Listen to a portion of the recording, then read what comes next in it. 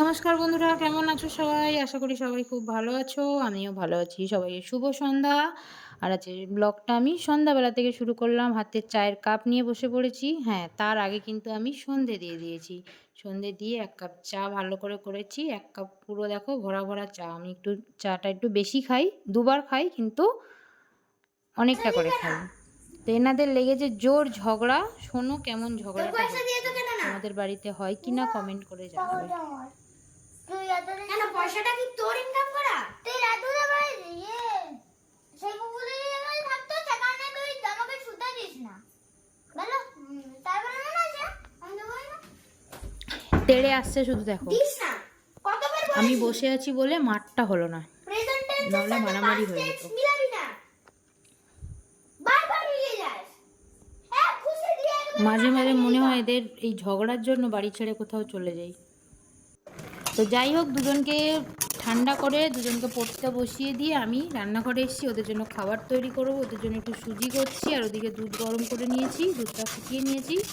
খাওয়া দাওয়া হয়ে গেছে, দুজনে পড়তে বসেছে। এখন একটু ওদেরকে খানিকক্ষণ পড়াবো, তারপরে আমি আবার রান্নাঘরে যাবো। রাতের রুটি করার জন্য আটা মাখতে হবে। আগে একটু পড়িয়ে নিই, ঘন্টাখানেক মতন পড়াবো, তারপরে রুটির জন্য আটা মাখবো, তারপরে মেশিনে বসবো, তারপরে আমি রুটি করব। মানে এখন সন্ধ্যে ৭টা মতন বাজে। ওদেরকে খানিকক্ষণ পড়িয়ে আর লিখতে দিয়ে আমি এই ঘরে এসেছি। লেখার সময় না বসে থাকলেও হবে। ওরা লিখছে, আমি এই ঘরে এসে আটাটা মেখে নিই। আর এত আরশোলা হয়েছে, যে কোনো খাওয়ার জিনিস ভালো করে না ঢাকা দিয়ে রাখলে এত অসুবিধা হচ্ছে যে কি বলবো, খাবারটা ফেলে দিতে হচ্ছে। তো এই ঘরটাও একটু গুছিয়ে নিতে হবে। আটাটা মেখে এই ঘরটা আমি গুছিয়ে নেব। গুছিয়ে নিয়ে তারপরে মেশিনে বসবো। আমি সেলাইটা কিন্তু শখ করে করি। আমি সেলাইটা কিন্তু দিয়ে করি না, তোমার করতেই হবে এমনটা না। তো সেলাই টেলাই করে তারপরে আমি এখন প্রায় 10:30 মতো বাজে, সব কাজ আমার হয়ে গেছে। শুধু রুটি করা হবে, খাওয়া হবে, তারপরে শুয়ে যাব। আজকে 7টা মতো রুটি করেছি, কারণ কালকের সোমবার, আজকের কোনো খাবারই আমরা কালকের খাবো না। কালকে সকালে উঠে গ্যাস পরিষ্কার করব, তারপরে চা বসাবো, তার আগে না। তো আমার রুটি করা হয়ে গেছে, এবার ওদেরকে খেতে দিয়ে দিচ্ছি। আর যেহেতু গরমটা অতিরিক্ত পড়ছে, আস্তে আস্তে গরমটা ভালোই পড়ছে, তাহলে শশাটা 3 বেলা খাবারের সাথে খাওয়াটা খুব দরকার। আর মাংস খেলে অবশ্যই শশা খাবে, কারণ হজমটা খুব তাড়াতাড়ি হয়ে যাবে, কোনো অসুবিধা হবে না।